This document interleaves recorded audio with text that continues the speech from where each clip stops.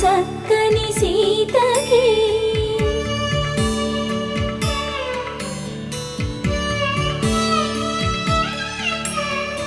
ఎర్ర జాబిలి చేయి రాముడేడని అడుగుతుంటే చూడలేదని పెదవి చెప్పే చెప్పలేమని కనులు చెప్పే నల్ల పూసైనా